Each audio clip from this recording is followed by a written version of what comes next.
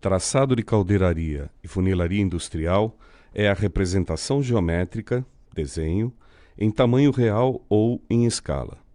É mais comum que o traçado seja feito diretamente na chapa a ser conformada.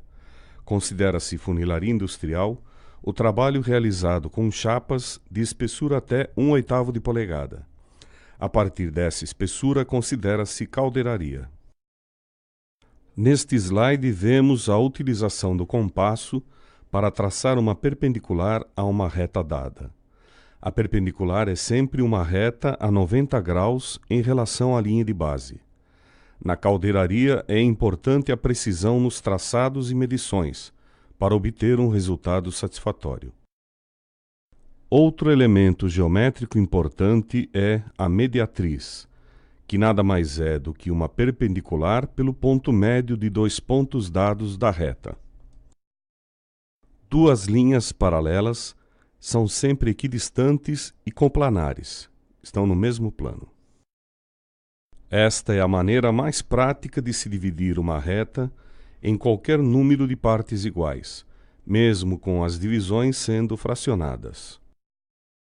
Neste caso, teremos a divisão de uma reta em qualquer número de partes iguais, porém utilizando-se de uma trena e uma calculadora.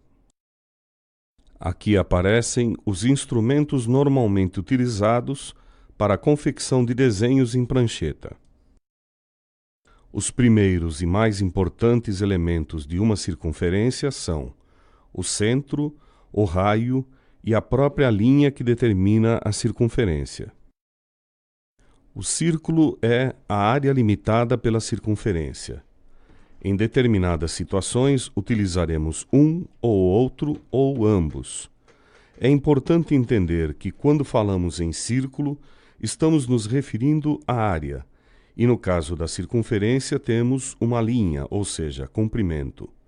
Para entender melhor, o círculo seria a moeda e a circunferência o anel.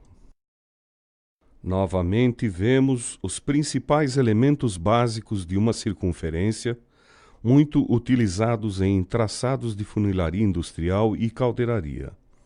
Diâmetro é o dobro do raio, e corda é o segmento de reta qualquer que corta uma circunferência.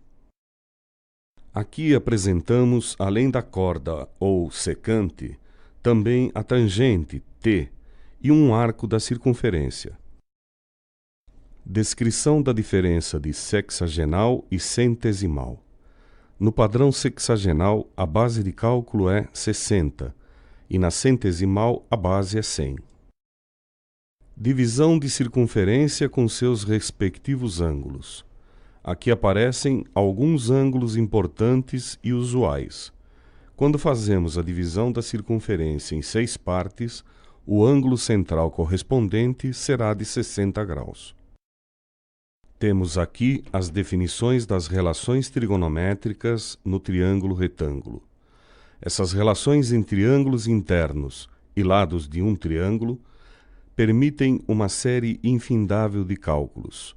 Chamamos a atenção para o fato de que o triângulo retângulo é aquele com um ângulo interno de 90 graus. Quando associamos um sistema de eixos cartesianos pelo centro de uma circunferência, ficam determinados 4 quadrantes, numerados no sentido contrário aos dos ponteiros do relógio. Cada quadrante guarda propriedades específicas para os pontos que o compõem. Aqui aparecem graficamente as duas principais relações trigonométricas, o seno e o cosseno. Veja graficamente como fica a tangente e a cotangente de um determinado arco. Da mesma forma, podemos representar a secante e a cossecante. Finalmente, neste gráfico, aparecem juntas as 6 relações trigonométricas. Algebricamente, chegamos a várias identidades trigonométricas relativos à soma ou diferença de arcos e do arco duplo.